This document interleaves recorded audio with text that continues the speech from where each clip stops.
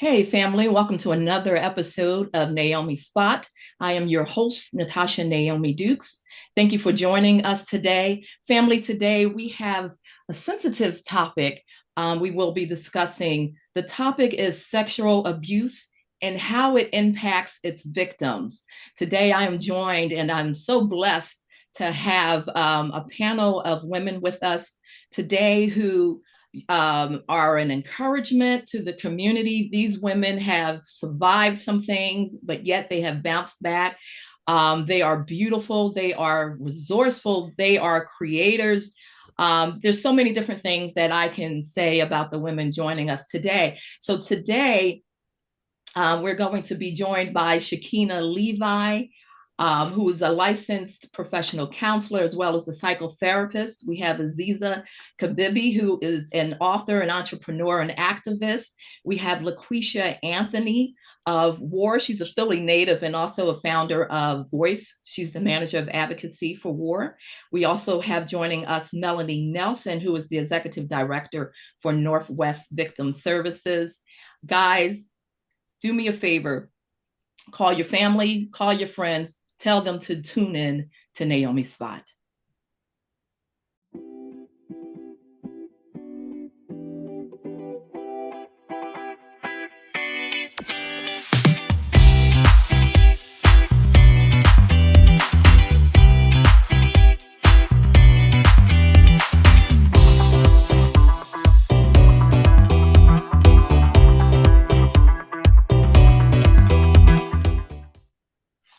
Thank you for joining us. So today we will be discussing the topic of sexual abuse. Joining me is Shekhina Levi, National Certified Counselor, Psychotherapist, author, and poet. How are you today, Shekhina?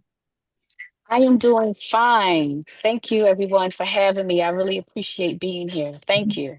It's such a pleasure to have you with us today. Shekhina, I just want to start off and ask you, what made you go into the area of being a psychotherapist? Okay, so real quick, I feel that the field of counseling is more than a calling versus just a career option.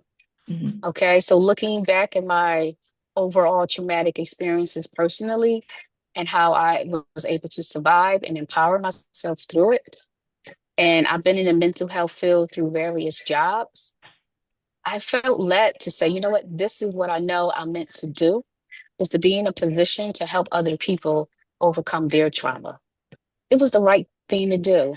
And now I'm sitting back where I can reap the reward of seeing other people's lives change through the counseling profession. Can you tell us what exactly is a psychotherapist and what you do? Okay, so there are many type of therapists, of course, but a psychotherapist is someone who really specializes in talk therapy.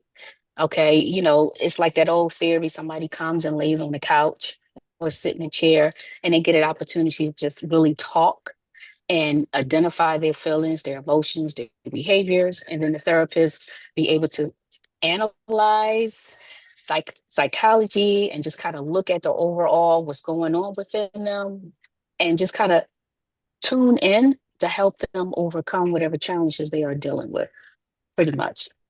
Okay. So today, in our discussion, I wanted to take a moment to have you sit with Yes. us, and as you're listening to the stories that these brave women are going to share with us today, just kind of offer, because there's other people who are watching the show who they are going through the same thing or they've been through the same thing and they have not yet been through a healing process, and maybe some of them are going through a healing process.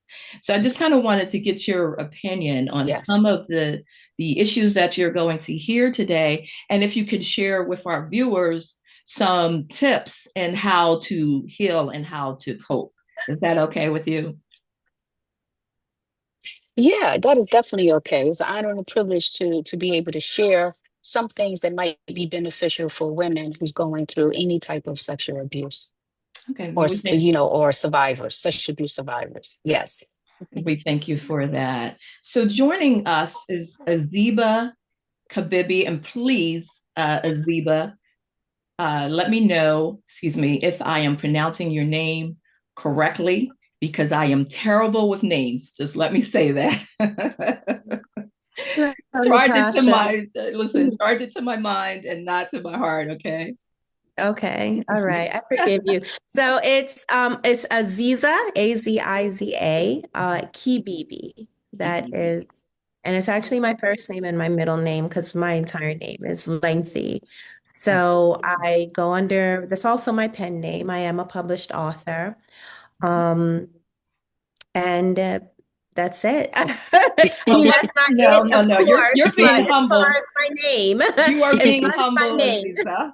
So let me just tell you guys, Aziza, she's a mom, she's an author, she's an entrepreneur, she's an activist, she's a chef, she's a journalist. The list goes on and on. She is the author of the book Unashamed, A Life Tainted. She is also the founder of Precious Little Ladies, Inc. So the list goes on and on and on. And we are so grateful to have you with us today. She's probably a familiar face for you all. You've seen her on Instagram, sharing her story. Aziza, for people who do not know you, would you mind telling us some of your story? Because I think Sure. it's very important, and I was extremely touched. And just talking to you, as you were telling me some of the story, it really just touched my heart. If you don't mind sharing. Sure. So I wrote my book Unashamed, A Life Tainted. It initially started as a form of therapy. I grew up writing. My father homeschooled me, so writing affirmations and doing our homework by hand. This was back in the 80s, so it was way before we had cell phones and we were texting and talking the information that we wanted to share. Handwriting was very important. Like today, now kids aren't even taught cursive, I think, in most schools. So I was homeschooled, and writing for me was an outlet. He also encouraged his children to read. That is how we intook information. And as I got older, I started keeping a diary. The reason why I started keeping a diary was because it was how I didn't know it at the time at the young age, but it was how I was processing the fact that my father started molesting me when I was 8 years old and he started raping me at 10. So I used this diary to share my feelings because I could not express them to him. He Yes. was a very strict father. He came from the old school Southern perspective of if you spare the rod, you spoil the child. So I grew up getting whoopings, which eventually progressed to severe beatings. So Okay. when he called me in his room one day to tell me he had to show me how to be a woman, then of course the fear was already instilled. Plus, he was my dad. Even though I feared him, I still loved him Of and course. I believed everything that he told me. So that was the first time he actually molested me. That turned into rape. It also turned into his girlfriend molesting me with him. My father was polygamous, so he was married to my mom, but he had different girlfriends and spiritual wives over my entire childhood, right into my adulthood. Okay. And he introduced this woman into molesting me as well while he raped me. My mother learned what he was doing to me when I was 10 years old. Wow. He told her that it was to help my skin condition. I did grow up sickly. I had eczema, untreated asthma. Wait. Can you stop right there for me? He Mhm. said that what he was doing to you was to help your skin. Yes. And can I just Yes. say this to Aziza, because that is really just outlandish to me. And Hmm. it makes me angry. It really does. Um, but I just want to put out there as well that this wasn't just a normal father as well, because your father was like a music video director or something, wasn't he? Yes, he eventually went into music video directing. At the time Okay. he started abusing me, he was a cabinet maker and he did build furniture for quite a few celebrities. And that's how then he used that as like a doorway into the music industry.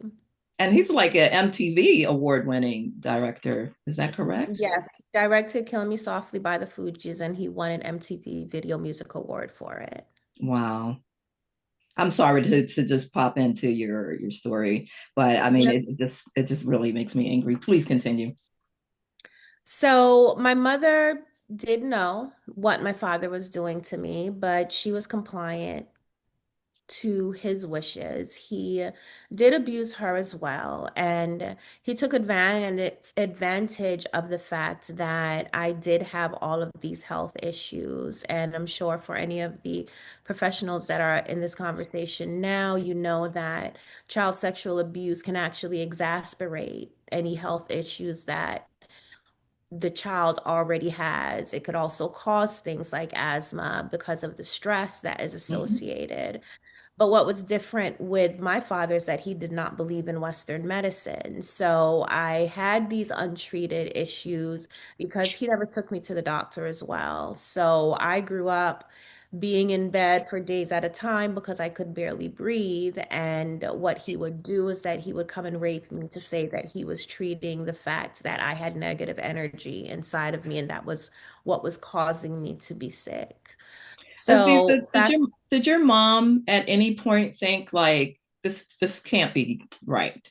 Like there's something wrong with this. She did. She did. When she learned that he was also abusing me with his girlfriend, who she did not care for, though she accepted the polygamous lifestyle. There Mhm. were women that she liked and women that she didn't like. This one particularly was not in her favor. Okay. So when she learned that she was abusing me as well, she confronted my father and he beat her with a belt. Oh goodness. Wow. Let me just ask you, at what age did it finally come out that this was happening to you? I was an adult by then. And when you say come out, that question is extremely complicated Mhm. because there were other adults that knew. My father, Okay. he was very influential in his community and he was very educated on the Black experience in America. He also weaponized the fact that Black people were discriminated against to keep control of his family. So I Okay. grew up thinking that no one on the outside would help. Police didn't like Black people, and I essentially had to make different difficult choices that, well, I could either stay with the devil that I know or go out there with the devil that I don't know and continue to be abused by white people, in my child's mind. Also, my father used the fact that if I complied and if I did not try to fight back with him, which on various occasions I did, that then he wouldn't abuse my sister. So then I took on this responsibility of having to protect them. I also tried to run away at some point, but my siblings did catch me and they asked what would happen to them if I was to run away. So I eventually got pregnant at 15 years old. My father moved his family out of Paterson, New Jersey, where we were close to in proximity. We were close in proximity to my maternal grandmother and my mother's family. Let And me when just they ask you, were you pregnant by your father or this was some other relationship? And I know this is at, very fif- hard. at f- I'm at 15 years old, I was pregnant by my father. Okay. I just wanted to make that Yeah. clear. Okay. Okay. Okay. Going back to your original question, my father knew people who also knew what he was doing to me, but he would dictate this idea that he was chosen by God, that he would be extremely successful, and anyone that was close to him would also reap the benefits of that success. So when you ask, well, at what point did this come out? It came out in different ways over the course of years, but Okay. there were people that was akin to my father and supported the things that he did. Okay. Now, when it eventually came to a head was in 1999, my last child by my father. Actually, no, he wasn't my last child. He was my first son by my father. Over the years, I had four children, five Okay. pregnancies and four children. So my first son by my father, who my father delivered at home, like my previous children, he ended up being malnourished. My father was on a business trip, and my brother, who was an adult, came to visit and convinced my mom that because my baby was seemed to be dying and coming back to life, it turned out it was seizures, that he begged my mother to allow him to take us to the doctor. Okay. And it was there that the ball started rolling because I filled out the paperwork that was my son's father, but also my son's father was my father, and that raised the red flag. Okay. Mm. Oh my. Uh, Aziza, give me 1 second. So, because it's a lot to take in, and I feel like if it's a lot for us sitting here with you today to take in, I can only imagine what it was like for you and being a young woman and actually living through this. Um, my question is, did it ever come out that he was doing this, and was there any repercussions? So eventually my father met someone who he revered, which was rare. Actually, that was the first time and last time that it happened.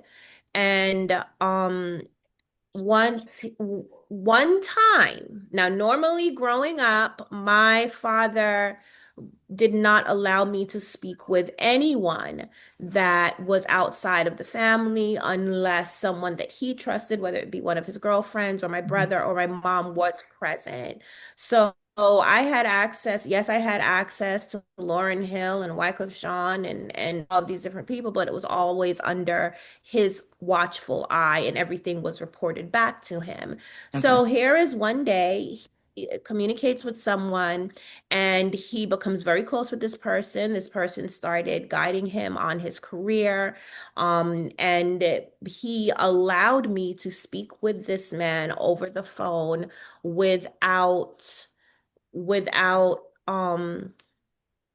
I'm sorry, I got a little bit distracted. Oh, no. He allowed me to speak over the phone with this man without his presence or anyone's presence, and I took the opportunity. I told the man that I was not his young wife, which is how my father was introducing me to people, and that my father had been having sex with me from a child because I did not have the language at the time. Yeah. I didn't know it was abuse. I didn't know it was pedophilia. And this man said, okay, I am going to do what I can to help. A little bit of time passed. He eventually gave my father certain instructions and ended up, one time when he was out of the house, took my mom to report domestic violence. And that's what got the ball rolling. Now, that was in, I believe it was like 2003. So by then, I was over 24 years old and Okay. had already had four children by him. Okay. Now, from what I understand, he also had gotten his friends, I don't know if he got them pregnant, but he had gotten he had raped his friend's daughter as well. Is that correct? His friend's daughter, I wouldn't know. Okay. I Because wouldn't I know. could I have, mean, my father, he had a lot of women. He had a lot of women.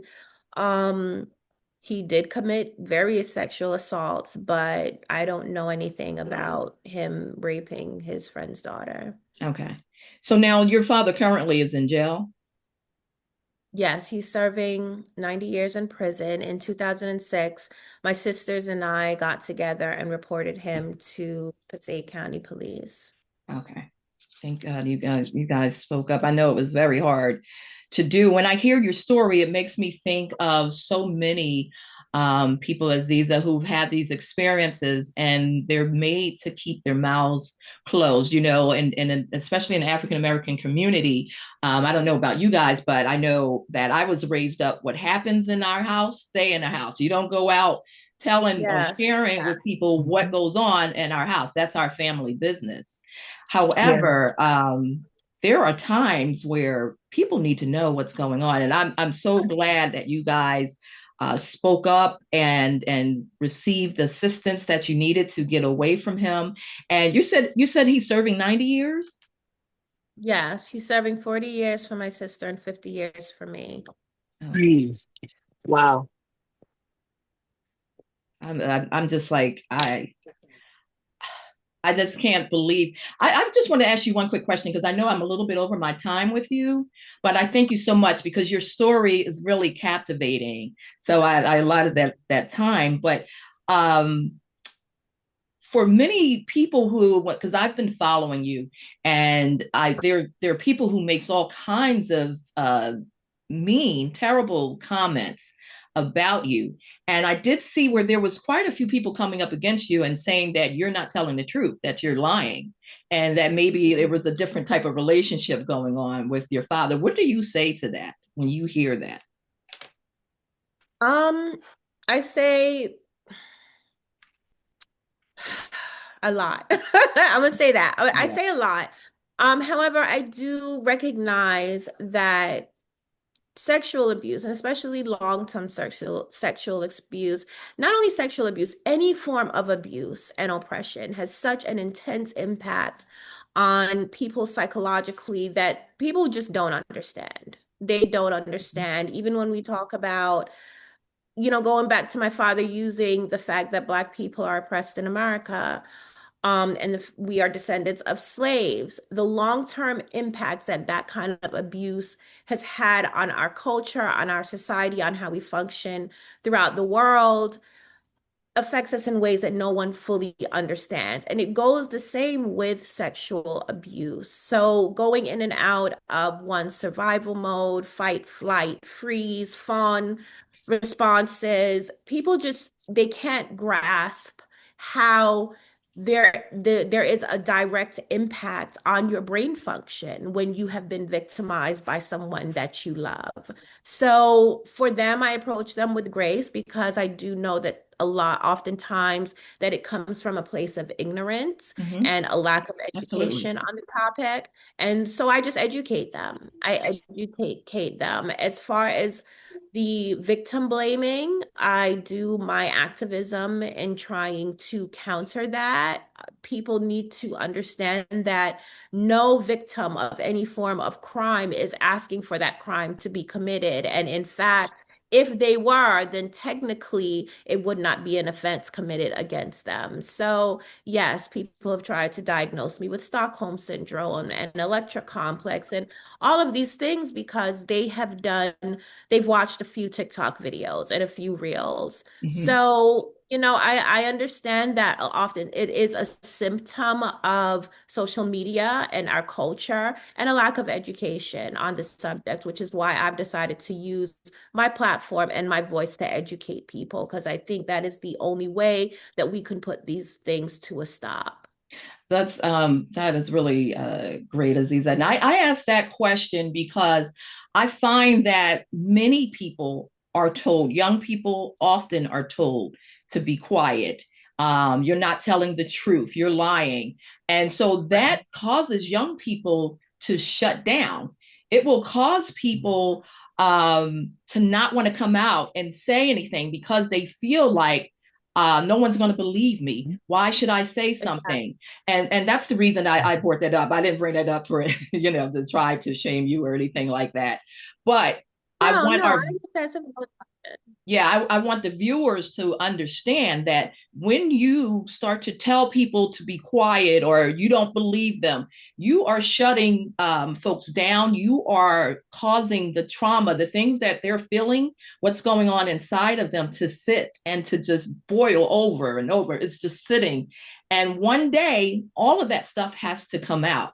And it's my prayer with this show today, as we are talking, that we do like my mom used to say, expose the devil. That's what I'm trying to do with the show today. Let's expose the devil and let's give Right. people the proper tools and the encouragement that they need to start saying something.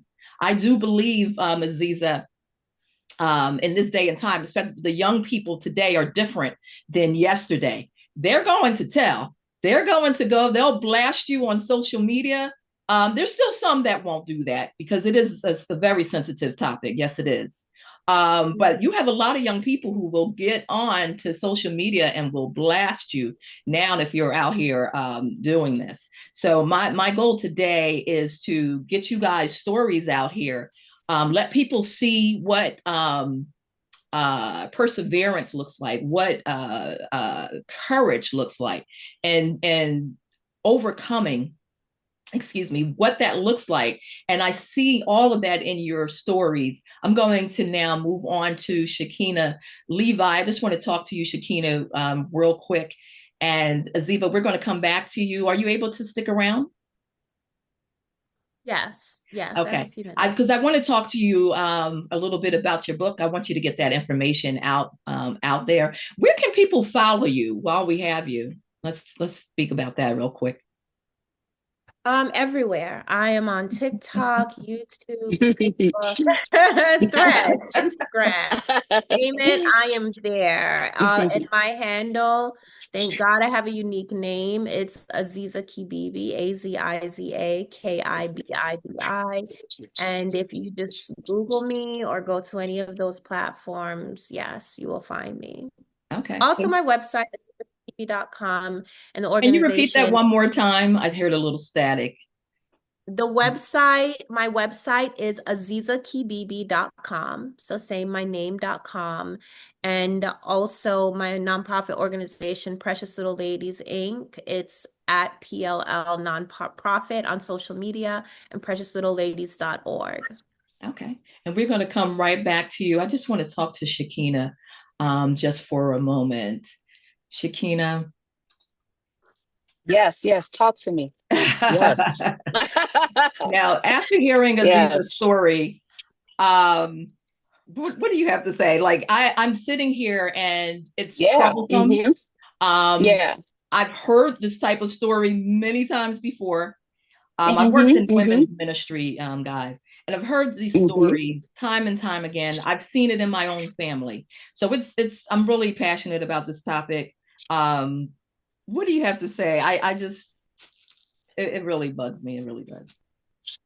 It makes sense for it to bug you because when we sit back many times and hear somebody else's traumatic story, we can also identify and empathize with that trauma, which can become a secondary trauma. Mhm. Okay. So it makes a lot of sense for us to identify, especially if we have something similar that we have gone through ourselves. What I want to say is, it's amazing to me how in this situation that the father, he introduced to writing, but writing became your victory. And that was pointed out to me. I'm like, I know he probably didn't realize what he was doing, but Mhm. to make sure that you were a writer and then you were able to take that thing, despite all the trauma, the abuse, the shame, the guilt, the fear, and they caused you to have such a resilience that you can say, I'm going to find a way to get my story out. So as a therapist, you know, thinking about the psychological impact of this particular trauma, the incest, is that it's like a double whammy. It's one thing if it's a stranger, okay? You can kind of like, you have a hard time working through it and processing with the symptoms Yeah. of post-traumatic stress disorder, the shame. But when it's someone who's supposed to protect you, Right. Right. someone who's supposed to keep you safe, how do you cope with that? You get what I mean? This is Yeah. someone who was supposed to protect us, someone who's supposed to keep us safe. And then you turn around and abuse me. And then you find a way to say, I deserve the abuse or I needed the abuse. So now you get into that brainwashing. You Right. get what I mean? Right. Because she mentioned something that was very key that I like to do as a therapist. I have a trauma group that I work with, Mhm. and I'm a certified trauma therapist. But I like to add the component of the stages of development. Okay. And she talked about um, being in that age where it was like around 8 years old, I believe. Is that correct? Hopefully, I'm getting that correct. Yes. Okay. I believe that's correct. When you think about the stages of development, there's a theory called Eric Erikson. He takes us from birth all the way through the time we die. Okay. And he talks about these 8 stages, but during that age, you have industry versus inferiority. Okay. So industry means for a kid, I'm going to develop what I'm good at. This is a stage of development where I need to figure out if I'm good at sports, if I'm good at math, if I'm good at reading. I want to be a good person. What can I do to be good? Okay. And then they get the support from their parents that support them in figuring out through trial and error, so they don't develop a concept of inferiority and think they are worthless. Okay. Now, imagine a child who's in that industry versus inferiority, supposed to learn these coping skills that have self-esteem and self-worth, and is getting abused. Yes. What is that happening to their development? A Right. lot of times we see with women, especially children who've been abused, the trauma brain stays at that time zone. Okay. It stays there. So this is why we have the fight, flight, and freeze, because it takes me back to that same time. Even if I'm in the present, I'm going to see something that's going to remind me of the past, and I'm Wow. going to relive it. Okay. Because now that stage of development has not been healed. It's still stuck. So it was like a time capsule. I like to take people back to that time so they can talk to their inner child and go through their healing process. But that little girl or that little boy can grow up and be empowered and work through the trauma and not stay stuck. Right. So, what I would like to ask real quick, and you have to help me with your name, I'm sorry, because I got excited and I forgot how to pronounce it. How she pronounce her name again? Aziza. Aziza. Aziza. Okay. What I would like to ask is that what was the symptoms that you recognized that you were dealing with as you were recovering or surviving from the sexual abuse? What was the trauma symptoms? Was it bedwetting? Was it stomach aches? Was it anxiety? Was it depression? What was happening physically or emotionally or even mentally that you may remember as you were going through these So as a traumatic experiences? Okay, as a child. And I before I go into that, I do want to Yes. mention that yes, while my father taught me and educated me and instilled writing as a practice, the diary that I kept, my brother found it, gave it to him, and he punished me for it. So it Mm. actually then Right. made me completely internalize, and I didn't write again for a while until he tasked me with the Mm. Mm. responsibility of writing the synopsises for the music videos that he directed. So I just want to clarify that. Mm. As Thank far you. as the signs that I went through as I was growing up, because this is very long-term abuse. So the PTSD that I suffered in hindsight, one element in hindsight was depression. I did go in and out Mm. of depression. While when I was Mhm. 12, there was a point that strategically to try to deter my father's abuse, I would not bathe. I did not Mm. wash up. I didn't do my hair. That was strategic, Mhm. but that is Mhm. a sign when I talk to people, well, how would you what would be a sign that may trigger the fact that, or in you the fact, or make, what is a sign that you can use in a child to recognize that there may be some Mhm. abuse going Mhm. on? That is one of Mhm. them. Overeating, Mhm.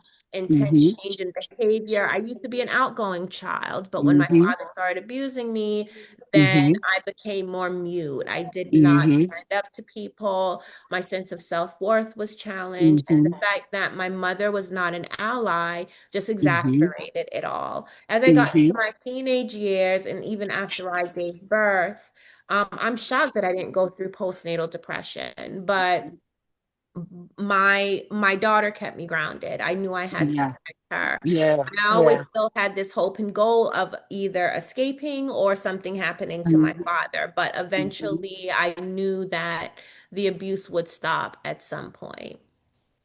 Yeah, Wow. exactly. And I wanted to ask you that because, pinpointing to people that even though things might have happened years ago with us, it doesn't mean it does not have a long lasting effect.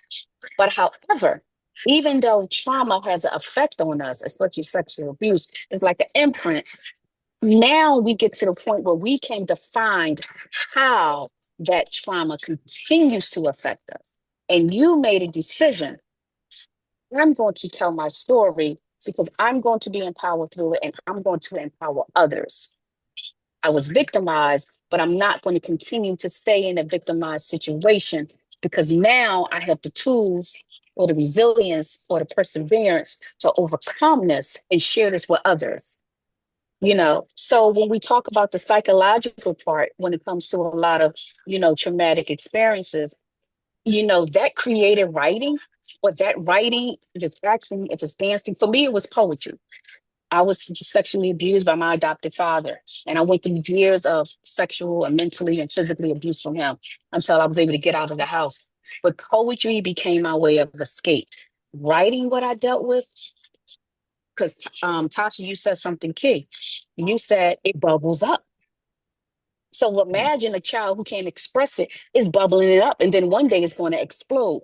So having some type of outlet to get those feelings out of you helps that empowerment and that recovery piece. So those symptoms can be reduced. And then you can be able to tell your story. There's a difference between reliving something versus remembering something.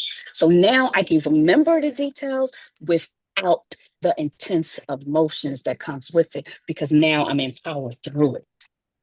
That, you know what, Yeah. that's one of the things, because I was reading how 80% of female rape survivors have reported that the first time it happened to them, that were under age 25, and half of those same people said that it happened before age 18. So we know that this is happening, Mm-hmm. and it's happening at young age. Mm-hmm. People are being groomed and Mm-hmm. at young Mm-hmm. ages to accept this, because children, if you think about children are Mm-hmm. more Mm-hmm. trusting. They are Mm-hmm. more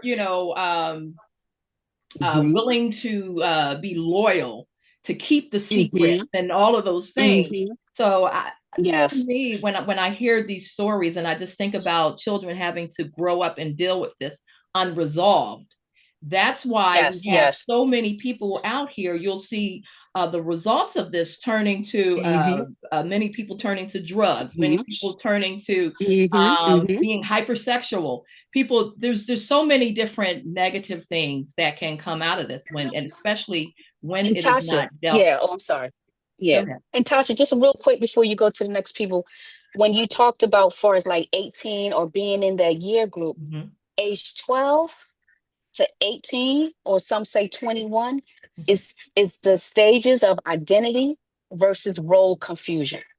Your Okay. teen years, according to psychologists, your teen years is the years where you develop a sense of self, a sense of belonging. Is when you find yourself. Those teen years. Yes. Now, you going through abuse during those teen years?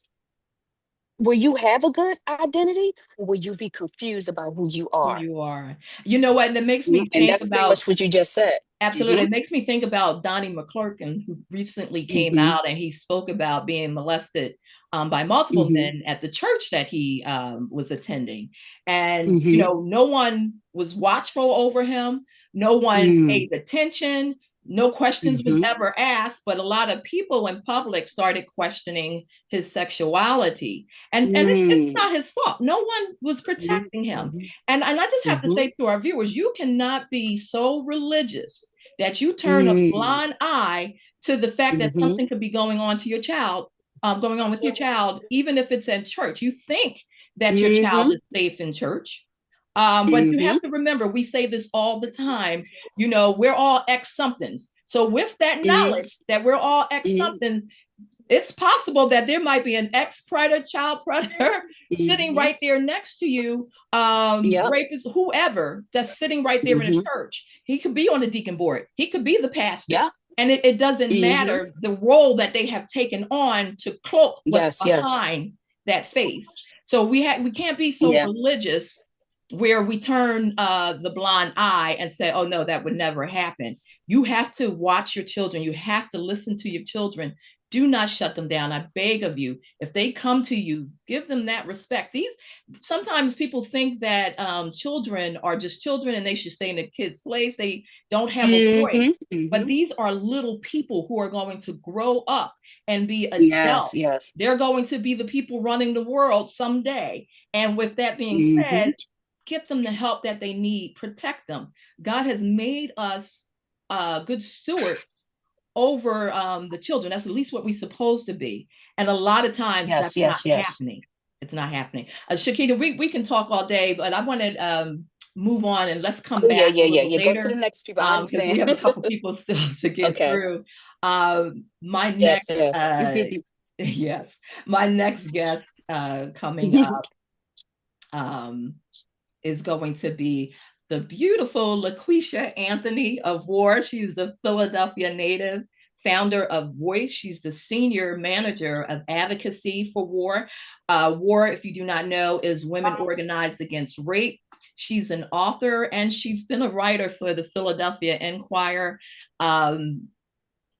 LaQuisha, there's just so much that I read about you, and I really do appreciate you being here with us today to just enlighten our viewers with what's going on. Here at Naomi Spot, we try to bring topics that are enlightening to the community. It's not about exploiting people, it's actually about educating a community. It's all about change. We're about healing here at this show. And to have this show today, I believe when people hear you guys' stories, see your comeback story, that there are going to be many people who are blessed and who are going to walk away with the courage to stand up and to speak. That is my prayer for everyone who is watching the show today. How are you, Miss LaQuisha?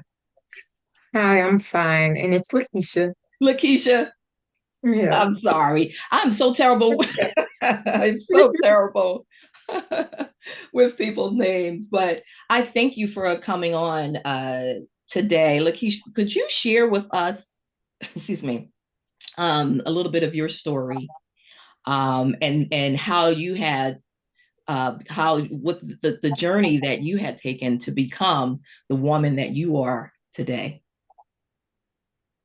Well, first I would say the journey I've taken to become the woman I am today has been filled with a lot of trauma, heartache, heartbreak, but also the presence of God. It is God who has carried me and allowed me to turn my pain into purpose. Absolutely. Um, my experience with sexual violence actually began around the age of 8. Um, and it began with a neighbor who was a friend who was like a teenager who was like maybe a good couple of years older than I was. And we were in the hallway of her grandmother's home, and she instructed me and another young boy to do sexual things, Mm-hmm. and for her to do sexual things as well. I was unaware that this was wrong. I didn't think anything of it. And honestly, I never mentioned this experience. Lived on my life.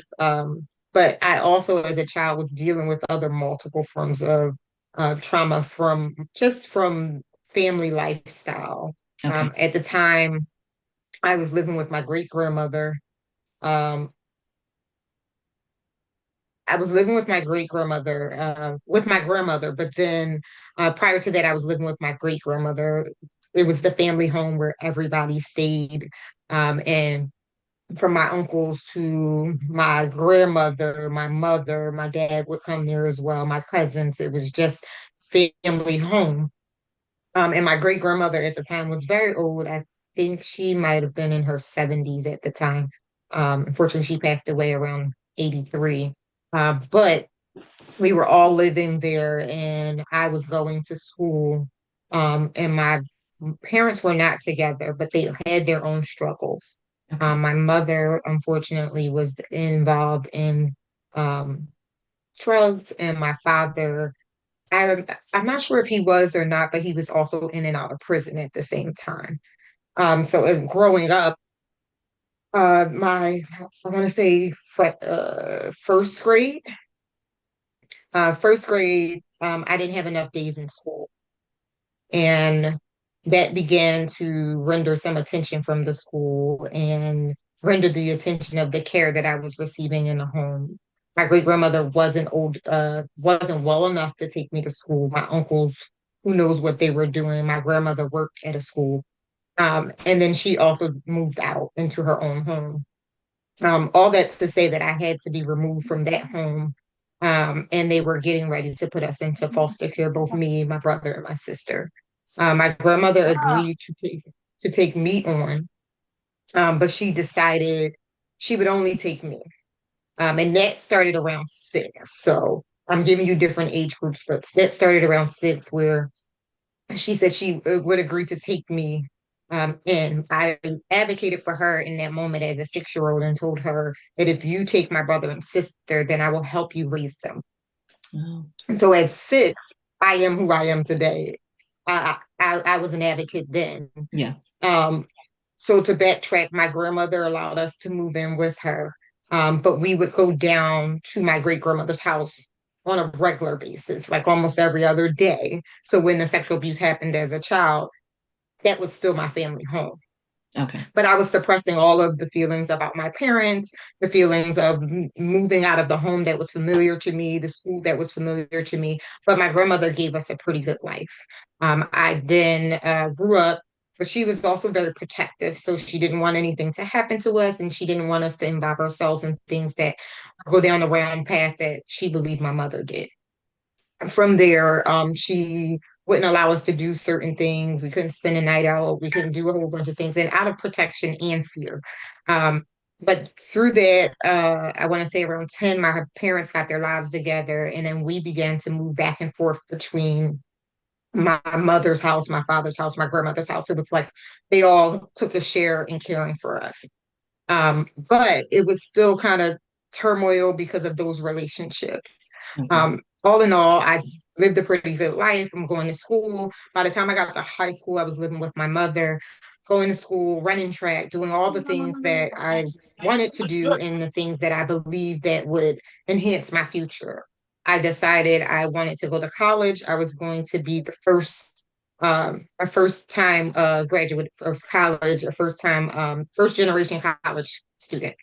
Okay. I went off to college too, and I received some scholarship money to run track. I was ran on one of the best teams in high school in the nation. And I decided to go to college. And in college, I was the number 2 girl on our cross country team at the time, during my freshman year. Okay. And during my freshman year, I went to school early. So the summer before my freshman year, I went to school. So I got to know all of the upperclassmen, all of the friends familiar with the campus, all the things.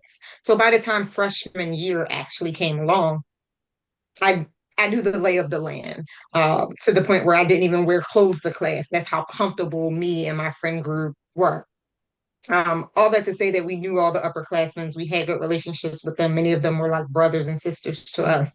And unfortunately, at that time, during my freshman year, within those first couple of months, I was sexually assaulted by a football player. Okay. Um, I didn't know anything. I didn't know what to do with that. I returned to my bedroom, and my dorm room very distraught by it, but I also knew I didn't want anyone to know. I was at a predominantly white institution, so therefore we had a close knit of Black African American individuals who went to Yeah. our school. We ensured that we stuck together. So it was our own community within community. And most of my friends knew that if I did not like you, or if I didn't speak to you, or if I, act strangely towards you, that it was for a legitimate reason. So I didn't want my friends to give way of this. I constantly was quiet because of it. I didn't want anybody to know. I kept it to myself, stuffed it far down as I could, and continued to move on like nothing happened. But of course, my physical body as well as my mental health started to deteriorate.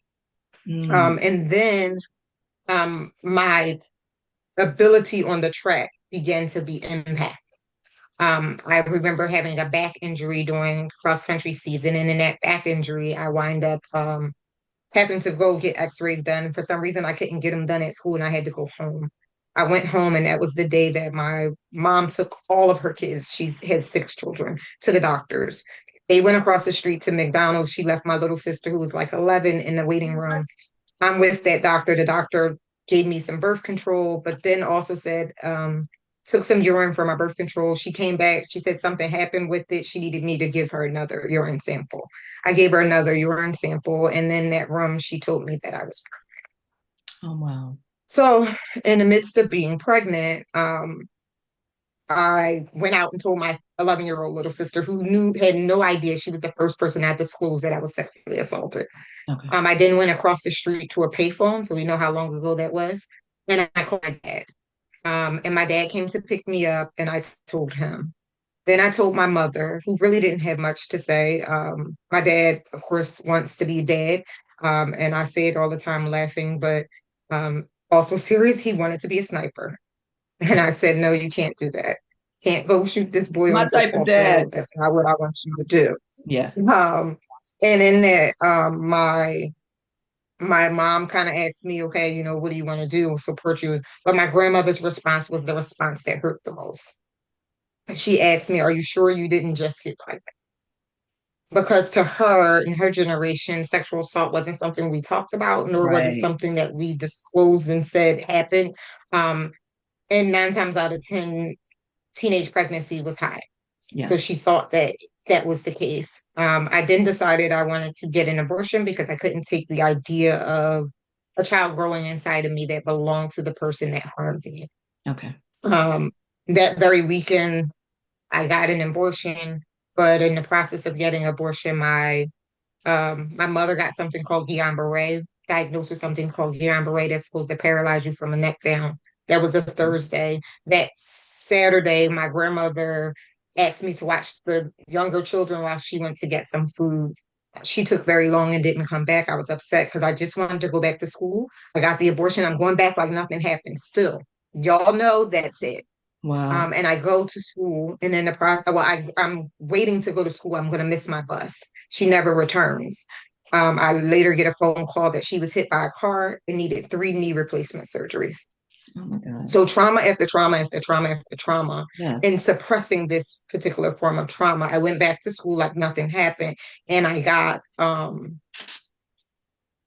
started suffering from post-traumatic stress disorder, severe depression. I stopped eating, didn't want to go to class, began to fail.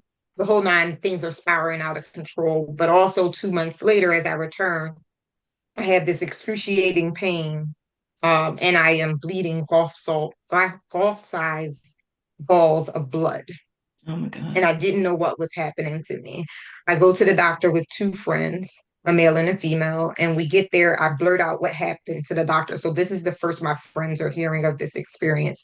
And then that they discovered that I was sexually assaulted. I was raped actually by this gentleman, that the football player, and that I was pregnant at that point. So I'm thinking, and then she took a pregnancy test and it said I was still pregnant, but it was really, my body just still holding specific things from the pregnancy. Okay. And then that they went back to school and told everyone. Oh my God. Or someone told everyone. I don't know who. Yeah. And then that person's, I guess, girlfriend at the time then was looking for me, ready to fight me. And it just became a spiral of things that became out of control. I eventually left school at the end of the semester and never returned, but I suffered 12 years in silence where I didn't talk to anyone about it. And literally every day I wanted to drive off a 95 bridge and kill myself. Oh God. Every day I did not want to wake up because of the pain and the trauma that I've experienced. And one day I read a book called Forgiving Ain't Forgetting. And it made me realize I needed to go to therapy. And that's where I found WOAR. Okay. Which is Philadelphia Center Against Sexual Violence. I did individual therapy, group therapy, and my counselor encouraged me to start telling my story. And then there is who I am now. I matriculated to being the senior manager of Advocacy and someone who shares her story publicly, but also supports survivors every day in my career. LaQuisha, let me just ask you, did that particular young gentleman, did he ever come up and did he ever get prosecuted? Did you end up taking him to court, pressing charges or anything? Okay. So no, it's so funny, even though that I do all of this within the legal system, at that time I did nothing within the legal system. I actually was very quiet about that. And I never confirmed that it happened when people were talking about it on campus, but I did get cornered by him at Okay. the cafeteria where he apologized. Okay. Um, but that was the extent of my situation with him. There was nothing else. I left it alone because I went silent after that. Okay. Wow. And that's why I keep pressing for people to speak. And I know it might be easy on my side to say, speak up, because I'm not the one going through the situation. But I think it's so important because there's the situation with the young lady, Jessica Reed is her name, who we all know Charlemagne the God, back in 2001 allegedly sexually assaulted her, and it was a setup. He set her and her friend up amongst all of his friends um, to get raped at a party. And her mother shut her down. They went silent about it for about 20 years.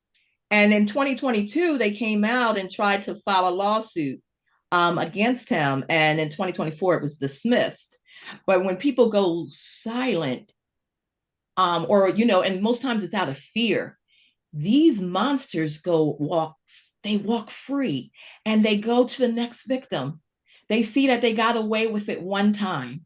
Now they move on because they think that they can get away with it again. And it becomes a cycle. It's the creating of a monster. And I really do encourage people to speak up and to let people know that something happened to you, who did it. Do not try to hide it.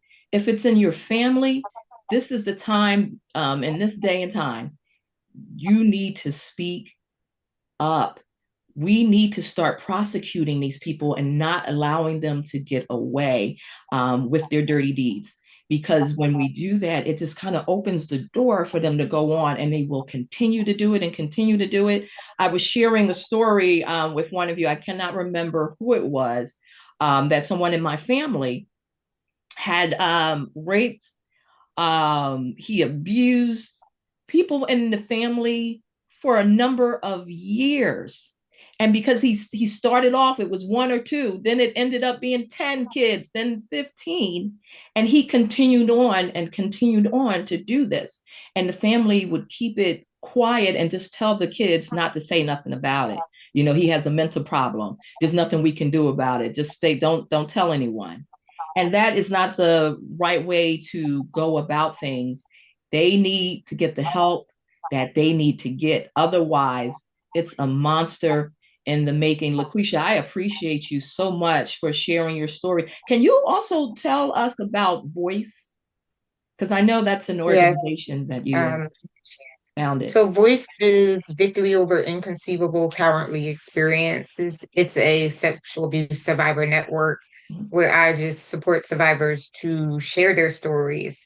Um, and also give them a sense of community amongst one another. And we deal with things that the average organization does not. We're talking about specific things like sex after sexual violence and things of that nature.